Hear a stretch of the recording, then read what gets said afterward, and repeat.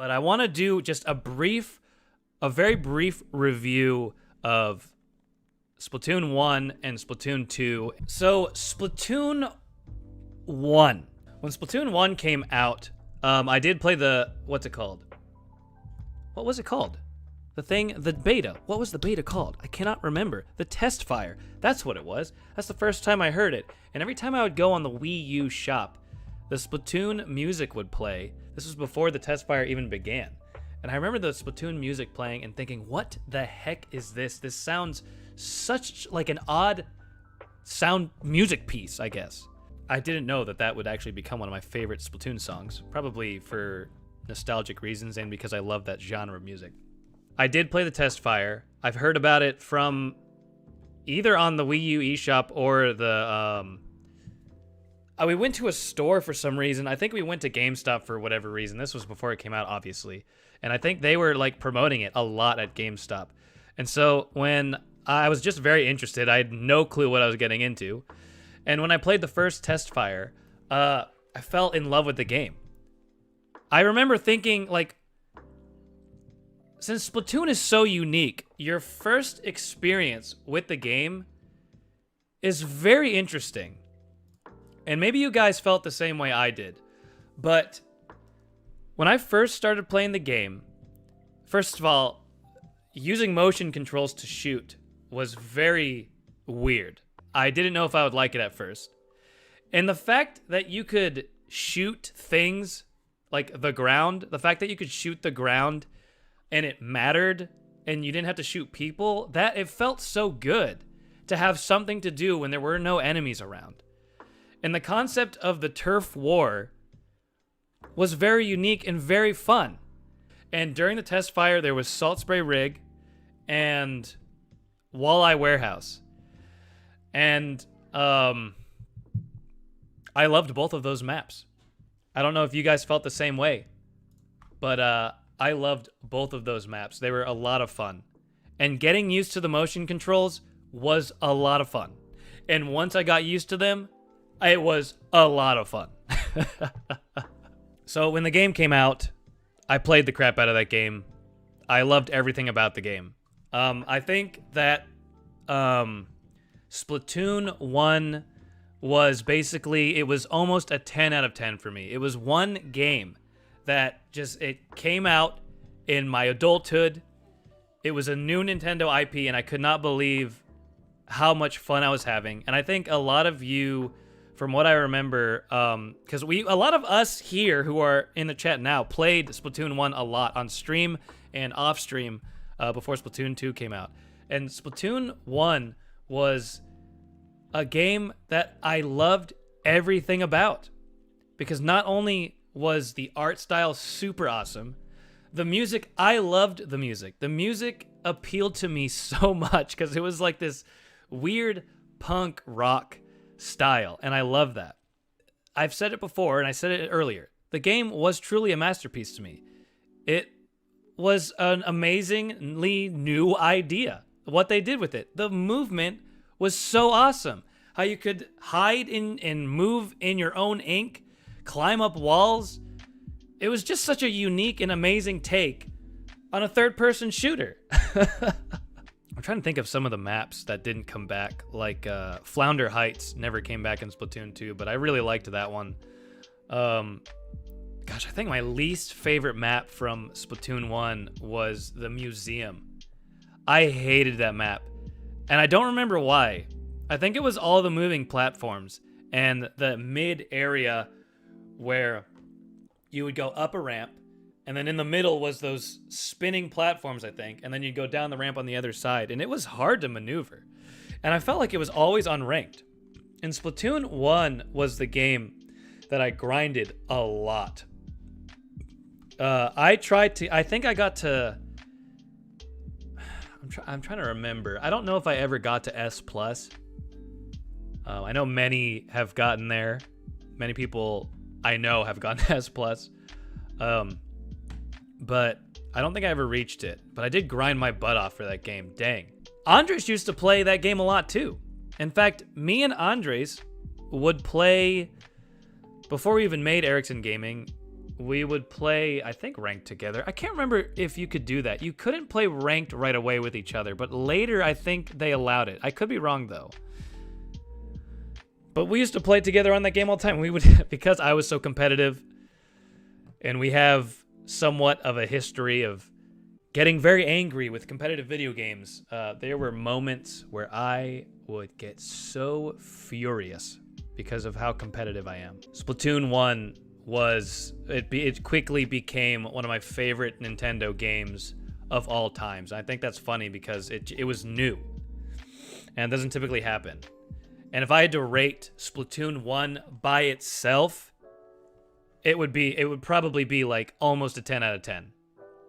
I'm trying to think of what wouldn't make it a 10 out of 10 as a game by itself. Because the motion controls were so snappy. They were so good. And I think the fact that Nintendo didn't even think about making it on dedicated server might not make me think that it was 10 out of 10, but at the same time, it was a new IP, and they're not really trying to go for like the esports pro team yet. That changes with Splatoon 2, and I'll explain why. So Splatoon 1, it was pretty close to a 10 out of 10. I'd say like a 9.9. And then Splatoon 2 came out. And I was ready for Splatoon 2 because I love Splatoon 1. And I think by the time Splatoon 1 came out, by the time Splatoon 2 was coming out, there were a couple things on my mind about the first game that I wanted different. And there weren't much. I mean, of course, I wanted them to add new maps. I wanted them to keep the same core gameplay, which they did, and I was happy about that. I didn't want them to change it up too much because the core of the PvP style that Splatoon brought into the world was already great. And so I didn't want them to change anything about the core gameplay mechanics, and they didn't. The gamepad was such a good device for specific games. I think Splatoon 1 was one of them. I did like pressing the map to super jump over to something. But I was kind of getting sick of how big it was when it came to playing competitively, and I kept accidentally pressing the map with my thumb so that the Inkling would just super jump, maybe like especially when I didn't want to. The Inkling would super jump to wherever I had accidentally pressed the map. And so I wanted to see if it would do well on just a regular controller. And when Splatoon 2 was announced, they showed us that it was going to be on a new controller. So then Splatoon 2, the test fire came out. And this is when my concerns began. Because during the Splatoon test fire, that's when a lot of people started realizing, like, why are the graphics so weird? I think it was like on 720p at that point. The resolution got better later. But the resolution was weird, so some of us were a little concerned, like, is this Switch not able to push at least 900p for this game? And I think during the test fire, that is when the motion controls for Splatoon 2 were the worst. The motion controls were one of the biggest things that hurt me when it came to Splatoon 2 because they were so snappy, so crisp in Splatoon 1. And when the test fires for Splatoon 2 came out, lots of people were saying, what is wrong with the motion controls? And I'm not saying everyone felt that. I'm talking about the people who grinded their butt off in Splatoon 1. They could tell. They could tell that the motion controls were bad. And when I say bad, I mean there was definitely a good amount of input delay. So that it was less about skill and more about just predicting, okay, is the enemy going to be here? I have to get my crosshair ready. Or you just can't react fast enough when there's a delay in any game. Fighting games too. This is why Super Smash Bros. Online is a problem. But we're not talking about Smash. So that was the first thing. The resolution and the motion controls. Everything else was really cool. I did like the Splatoon 2 music at first. The first song they ever showed us off with was very good. I enjoyed that. And then we had the next test fire was a Splatfest, I think. Unless the Splatfest was separate. I can't remember. But they had the cupcakes. Cupcake or cake? Was it? Cupcake or ice cream? Cake or ice cream? I can't remember. It was a Splatfest. And I remember when that came out, people noticed, okay, it's a little bit better. It's a little bit better. The Splatfest, the motion controls were eh. The resolution was okay. But there was still concern there. And then the game released. Actually, right before the game released. I don't know if any of you guys followed that SRB2 dude. But I'd followed him for quite a while. Since the Splatoon 1 days. He's a professional Splatoon player. He plays in esports tournaments and stuff like that. That SRB2 dude got an early copy and played it. And he said that the motion controls were way better than the test fire. And so I took that, as I normally do. When anyone says anything, I just believe them right away. I'm just kidding. But when it came to this, I believed him because he's a professional. I took that as, okay, they fixed it. They fixed the motion control. Then the game came out, and it was better than the test fire, but it definitely wasn't what I thought it would be. I just assumed that it was fixed and like Splatoon 1. It wasn't. I think that the Pro Controller, I think the motion control, the motion device in the Pro Controller, after I did some research, isn't even the same as the one that was in the gamepad. The gamepad used some sort of gyro magnet thing that went with the Earth's magnet whatever. I don't even know. It was some device in the gamepad that made motion really, really good. And the Pro Controller doesn't have that. It still had delay. And I wanted to enjoy Splatoon 2 so much that I just tried to push past it. I tried to get used to it. Long story short, I never, ever, even today, I still never got used to the delay, the input lag in Splatoon 2 motion controls. Just because many of you know how much I complain about it. I'm just, for some reason, I don't know why, I'm very sensitive to input lag. I'm not saying Splatoon was stupid for having that input lag. I'm not saying that I know there's a lot of people that are like, what input lag? I don't see it. The motion controls don't bother me. That's fine. I'm not calling you guys stupid. I'm not calling you guys, like, incompetent. But for some reason, I am very sensitive to input lag when it comes to fighting games and shooters. And so to this day, I still have not got used to it. But it did get better.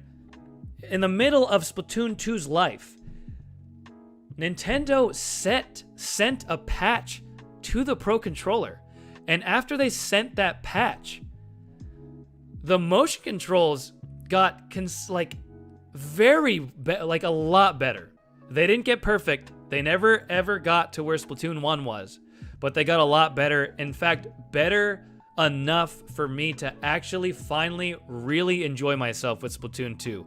To kind of get my mind a little bit off the motion controls, because I would feel them every game and I hated it. Splatoon 2 maps were cool. They were all right.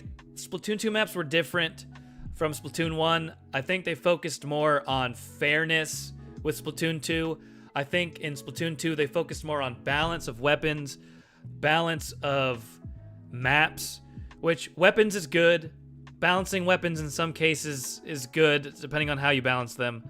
I didn't really like the specials that much. Tentamissile was okay, but it didn't really take much skill. All he had to do was click on the heads of the Inklings, and then the missiles just go there. There wasn't much control over several of the specials, unlike Splatoon 1. I think Splatoon 1's specials were more exciting.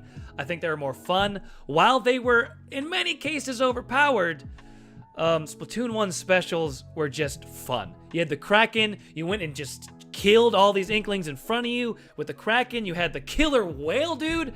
That was one of my favorites. I remember the first time I saw a Killer Whale, and I was like, what the crap is that?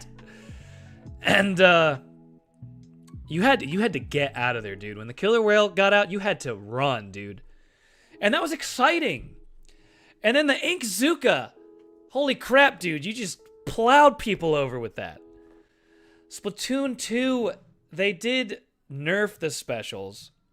And they were hard. Some of them were just, you didn't have as much control over them.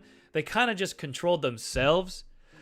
I know the Stingray, after a while, did become more of the competitive special, because you had a little bit more control over that.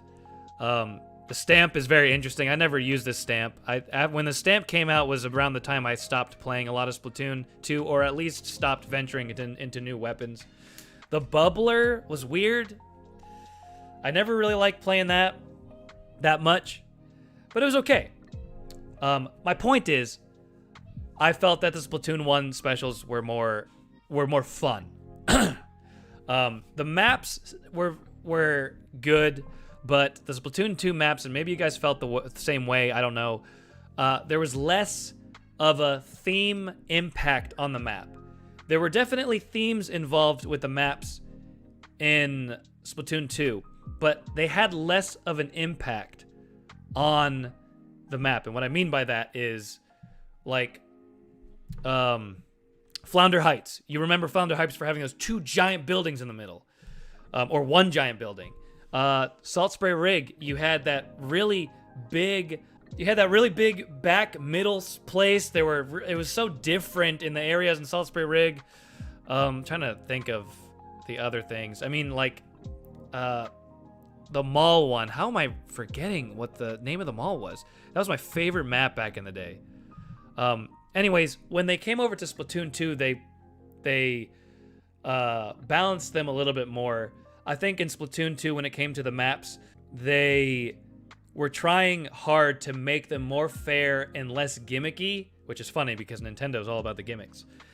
And I think some of the maps in Splatoon 2 kind of lost some charm because of that. There's also the long Hammerhead Bridge. Oh, I forgot. I forgot about that map. I loved that map and hated that map. Because when you had that map on rotation, you definitely had to make sure that you either did not go on the bridge or you had at least some run speed up. Mahi Mahi Resort. Yes! The changing water levels, dude. They were so much fun. I really liked that map. I loved playing Splat Zones on that map. They did add 1 new ranked mode. Clam Blitz was okay. I think most people felt that Clam Blitz was just okay. I've never heard of anyone loving Clam Blitz more than the other ranked modes. So if you feel that way, let me know. I would like to know why you like Clam Blitz more than the other ranked modes. I'm very interested to see if anyone has a strong opinion about that. I forgot actually about the first map that you play on in the test fire. I don't even remember what it was called. Is uber nostalgic. There it is. Doesn't say the name though, but that's it right there. Oh, this is a mod. This is Splatoon 2, but in the old map, kinda. Huh. What was I saying? All right, Splatoon 2. Just gone over the maps. Let me just continue from here. Salmon Run was super cool. Glad they added it. I think that they could do more with the Salmon Run, but from what they had, Salmon Run was a lot of fun, and it kept you playing because I think the rewards that you got from Salmon Run were really good because they got you a butt ton of coins, dude, so that you could go buy new clothing. I like that. 30,000 coins for doing 1 game. Hey, I'm okay with that. You could probably farm more coins doing Salmon Run than you could for, like, I think ranked, if I'm not mistaken. I'm trying to think of what else in Splatoon 2 is worth even talking about before I get into one giant problem with Splatoon 2 that I want them to change for Splatoon 3. We had the new maps. We talked about the music. The music was good at the beginning, but as Splatoon 2 kept going and they added more music, it just got really poppy, and I'm just not into that. I did enjoy the music that, at least half of the music that Marina and Pearl put out. The song for the Splatfest was really good. The Splatfest, they took what they got from Splat 1 and just added on to it for Splatoon 2. I'm all about that. They had a really good concert in there. The song was really nice. Some other songs that they put out were really cool. I think Ebb and Flow was one of them that I really liked. They built onto Splatfests by adding unique Splatfest stages. I thought that was super cool. They added on to the training area. That was good. Single player was good. I enjoyed single player. I didn't think it was too much like Splat 1. It was very similar, but I think the fact that they added many missions where you could use different weapons was a good call. The DLC, adding Octolings was awesome. Lots of people wanted to play as Octolings, and it added to the lore. And I found the lore to Splatoon very interesting. I think the way they did the Octo expansion single player was very nice. I'm glad they changed the music. I'm glad they changed the setting. I'm glad they changed it from how they did the single player stuff. From the single player regular campaign, they made it into like tons of different puzzles and I don't know, stuff like that. It was fun. It was great. Very good addition. Glad they did it.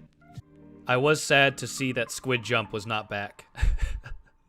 So much time playing Squid Jump while waiting for a match. But the Squid Beats was super cool. I enjoyed doing Squid Beats. The clothing, the gear that they brought in, you know, it's what you expected. More gear. They tried to balance a lot of the abilities that the gear had. It's just what you expect. Actually, the way they changed re-rolling for gear abilities, from what I remember, I haven't done it in a long time because I stopped playing Splatoon 2 competitively a while back, but I remember that when you re-rolled gear with the Super Sea Snails, or Sea Snails or whatever, I loved the way they did it this time. It made it easier to get what you wanted. Not easy, but easier. I think back in Splatoon 1, it was really hard. I missed the single player, the local multiplayer game from Splatoon 1. If you guys remember that, it was shoot all the balloons. I only played that with Lori a couple times, and I think I played it with Andres a couple times. But the local multiplayer game on Splatoon 1, where it was 1v1, whoever sprayed the most balloons wins, I loved that. And it would have been so awesome if they had brought something like that back to Splatoon 2, but they didn't. I don't know why. Maybe they thought no one liked it. I don't know. There were two major things that really hurt Splatoon 2 for me, because I, as I said before, loved Splatoon 1 and Splatoon as a franchise. But besides the motion controls, the online was really bad. In fact, after doing research, because I was so annoyed by this, after doing research, I found out that Splatoon 2's online, the ability to connect to other consoles, was worse than Splatoon 1. I think Splatoon 1 had a tick rate of 24 hertz, if I'm not mistaken. And that means that each console is sharing information with each other 24 times a second. Now, to put that in perspective, I think Overwatch, which is another multiplayer shooter, does 60 hertz a second, which most shooters should be at that level, around that level. Battle Royales are a little different because you got a butt ton of people on the map, so I think they do around 30 hertz on average, but shooters like Overwatch, for example, do 60 hertz, because you need to, for a competitive game, you need to share that information fast. Games like CSGO and Valorant do 128 hertz, and those games are super competitive. You need those hertz. You need that information to be shared amongst games, so that you actually have control over what's happening, and you can measure your skill instead of just random things the server's just trying to do when someone has crap internet and stuff like that. Another thing that I found out when I was so aggravated with Splatoon 2's online. So I said Splatoon 1 had 24 hertz. Splatoon 2 had 14 to 16. I think they started with 12 hertz a second, and then they bumped it up to 16, which is really bad for a third-person PvP shooter. It ended. Was so cool. We'll have to talk about that later, Richard. We haven't even started talking about Pokemon yet. Let me try to just keep going here, and we'll end this, and we'll start talking about Pokemon. So Splatoon 2, not only did it have really bad hertz. I'm going to keep playing this in the background.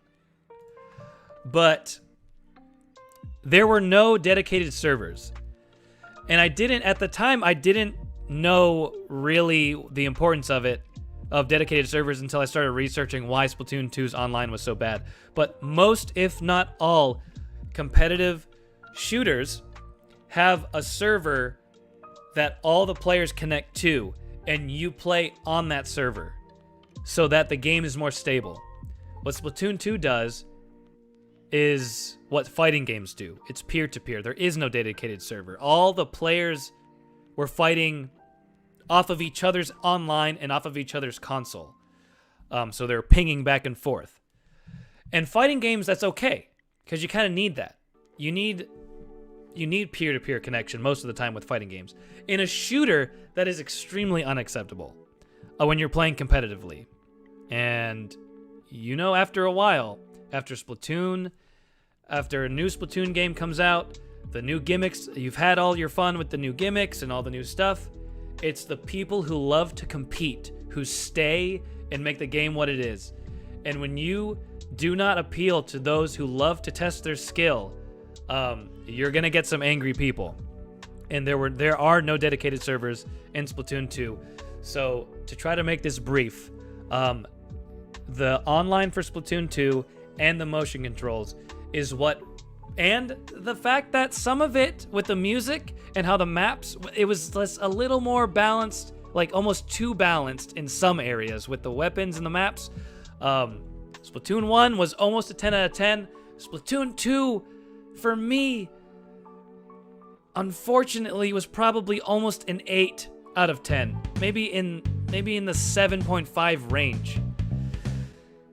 And I wish it wasn't like that.